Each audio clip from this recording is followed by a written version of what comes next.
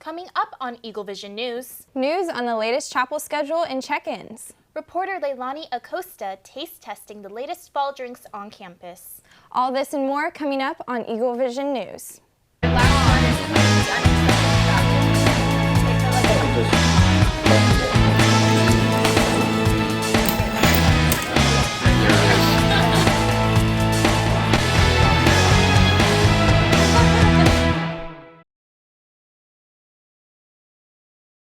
Welcome to the second episode of Season 10 of Eagle Vision. I'm Nina Corral. And I'm Mckayla Wynds. We're in the 6th week of this semester. Nina, how are you feeling? I am feeling really good. This semester has been flying by, which is pretty nice, honestly. It has been. I actually joined an intramural sport, so I'll be playing awesome. soccer a little bit this semester. And I know you have some updates for us on the intramural sports. Yes, that's right. Intramural fall sports are back on campus. Men and women's flag football, co-ed ultimate frisbee, volleyball, soccer, and dodgeball. Retired athletes and newcomers are welcomed. There are 3 levels of intramural: A for those who missed the battle, B for those who are looking for a competition, and C for those who are looking to just have fun. Some teams practice regularly and others show up to the games weekly. Teams are organized socially and compete against each other during the fall semester and even have playoffs for the crowning of a league champion. Sports writer for The Chimes, Peter Coons, wrote about the positive effects of intramural games, so be sure to check it out on the Chimes website. Now Mckayla is going to tell us about the Hispanic Conference. Mckayla? Hundreds of people gathered in the newly renovated Ethel Lee Auditorium on Saturday, October 5th for the 45th Annual Hispanic Conference. Keynote speakers were Dr. Matthew Hall and Dr. Itzel Maduri, who spoke on the theme Perfectos en Unidad, along with several professors from the Talbot School of Theology. The event included a full day of sessions on the topics of ministry and unity, beautiful worship led by pastors Tina Colin Williams and Jesse Gonzalez, and a buffet at the CAF. The Hispanic Conference began in 1979 and since then has served Biola and the surrounding communities as a space for Spanish-speaking church ministry leaders to discuss current issues and learn how to better serve their communities. The conference is sponsored by the Center for the Study of the Work and the Ministry of the Holy Spirit Today, which aims to provide biblically sound resources for students and scholars. If you are not able to attend or are interested in the Holy Spirit Center here at Biola, you can attend Mosaic Monday Chapel on November 18th. Thank you, Mckayla. This conference is one way Biola is celebrating Hispanic Heritage Month. Next up, reporter Joshua Story is giving us the latest on chapel check-ins and schedule. Joshua? Thank you. Well, students have been complaining about chapel here for a while now, and Biola has finally answered by having fewer of them and adding a new fancy app. Well, I'm sure it solved something. Let's go take a look. The school has made no changes to the chapels themselves. Instead, it has opted to streamline the entire 20-credit process. I know a lot of people have struggled with having less chapels and having After Dark moved to Tuesday, but personally, I actually like it.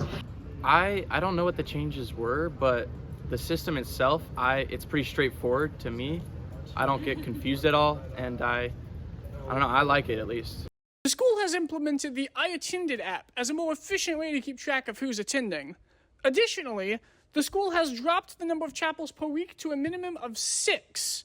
Students, however, are still required to attend 20 credits throughout a semester or face a fine. I think it's a cool system. I think it works. I feel like it kind of does suck, and what if my phone's dead and I want to go to chapel and... While the reception has been largely positive, some students say that bigger problems have been ignored. New app seems to be helping that a little bit, but there's still lines, so if that's really effective, we'd have to look at stats for that. I think chapels in general can be a little bit overwhelming for me as someone with sensory processing disorders. They're a lot more packed than they used to be, and often are in Calvary Chapel, which has a lot more, in my opinion, reverberation, and it's a smaller space, so it's a lot louder without you really recognizing that it's a lot louder. Student opinions remain mixed on whether or not the changes are actually meaningful. But hey, at least you can't say they aren't trying. I'm Joshua Story for Eagle Vision News. Back to you at the desk. Thank you, Joshua. Personally, I like this process a lot more than last year's. Now we have Nina giving us the latest on what is occurring in Lebanon. 1 year after the October 7th attacks, Israeli Prime Minister Benjamin Netanyahu states the country faces war on 7 fronts. The Iran-backed militant group stated rockets had launched at Israel's Carmel military base. Israeli authorities reported rockets and small metal pieces of droppings around the city. At least 6 people have been injured after Hezbollah fired a barrage of rockets into the city of Haifa in northern Israel on Sunday, October 6th.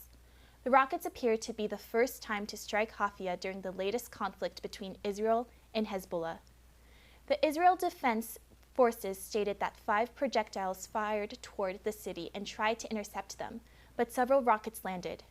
Israeli officials stated that Hezbollah fired over 100 rockets across the border.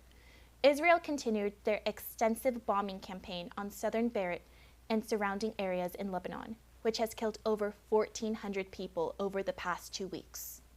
Saturday Night Live adds 3 new cast members for season 50. Emil Joachim, Ashley Padilla, and Jane Wickline joined for the season 50 premiere on September 28th.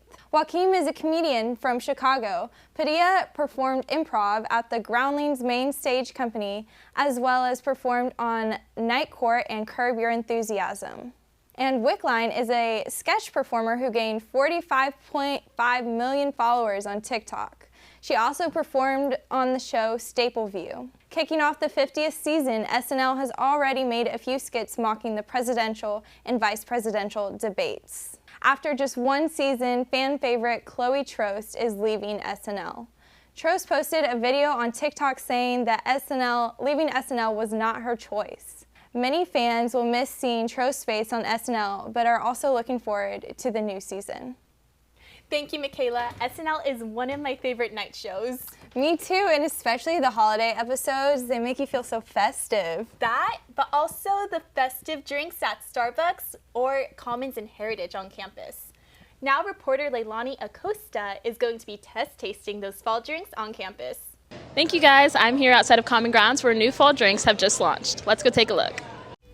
Common Grounds and Heritage have just launched their fall menu for students. Flavors like pumpkin spice, apple cider, and salted caramel are here just in time for all of Biola's fall festivities. It might still be above 80 degrees outside, but students order their drinks iced to stay cool. Both Commons and Heritage are places on campus known to bring the Biola community together. I got my drink. Let's go see what others think about them. Ooh, I would have to say I love their chai. Dude, they're absolutely phenomenal. I love the fall drinks at Commons. Okay, I always get a pumpkin spice latte with oat milk. Yum. Whether it's a solo midday coffee break or meeting with a friend, Heritage and Commons seasonal menu will be sure to satisfy your caffeine craving.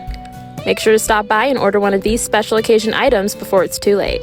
This has been Leilani Acosta, Eagle Vision News. Thank you, Leilani. Mckayla and I will be sure to grab a cup before our next shoot.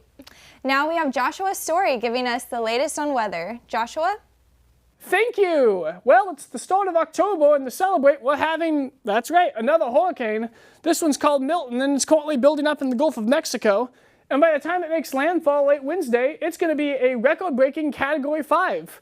Guess we should have listened to Al Gore after all. Here in sunny LA, you can see it's still pretty chilly in the mornings, nice 63 degrees. Then it spikes way up to the high 80s in the afternoon, and then came back down to the low 60s in the evening. Sunrise is at around 6:52 and sunset at 6:30, so we're getting to that midway point through the year. Over here in LA, you can see we're still in those high 80s, going to drop down later. Up in Seattle, it's in the 70s, a little chillier there. Back down here in Tampa, it's in the 80s, 90s. Whole south is actually in a heat wave. If you want to get any chill this winter, you're going to have to come up here to the north, where it is currently 60 in this little peninsula that Wisconsin lost to Michigan.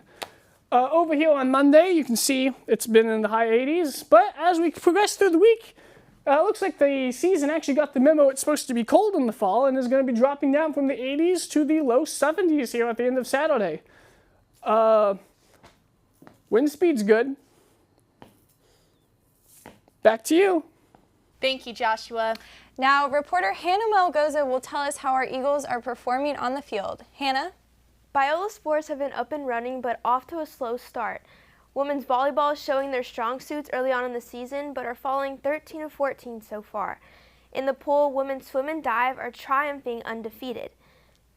Men's soccer have recently defeated their rivals Concordia and are looking forward to a successful season. If you want to follow along their journey and learn more about the players, check out the soccer documentary production, A Second Shot, that is in the works. These are only a few to report on. Make sure to go and support our Eagles to rally them on to success. Keep a lookout for games to attend, and as always, go Eagles. Thank you, Hannah. Now come along with Mckayla and I as we are headed to Hollywood to visit the Grammy Museum. Hey y'all, welcome back to episode 2 of Nina and Mckayla Hit the Streets. Today we're headed to the Grammy Museum. Yeah, we are really excited. We both have never been before, and this is right up Mckayla's alley because she loves music. Yeah, so let's go. The Grammy Museum is located in downtown Los Angeles. The museum opened in December 2008, corresponding to the Grammy Awards' 50th anniversary. The museum consists of 4 floors, which each have a different exhibit. Today there is the Latin music exhibit, K-pop exhibit, and hip-hop exhibit. This wall of artwork is of the Latin Music Grammy Awards posters in the past years. Nina and I tried the beat making table where we could add different instruments together and make a beat. That's cute. Next we are headed into the Clive Davis Theater, where we watched past Grammy performances. Then we headed up to the rooftop where there is a bar and cafe. There is a stage where artists perform overlooking the city. Hey y'all, thanks for coming along with us to the Grammy Museum. Stay tuned for next week. Episode 3. I had so much fun exploring the Grammy Museum with you, Mckayla. I did too. What was your favorite part? Probably the producing section where you got to produce your own music. That was pretty fun. cool. That was fun. What about you, though? I liked the rap booth where you put the headphones on and you karaoke'd the rap. I totally forgot about that one. That one was really fun as well. Wait, who did you rap along with again? I think it was Snoop Dogg. I think it was. That was really fun, though. You killed it. You hit those hey, bars. Thanks. Okay. Well, thank you guys so much for staying tuned with us for episode 2 of Eagle Vision. I'm Nina Corral. And I'm Mckayla Wynds, and you Eagles have a good week.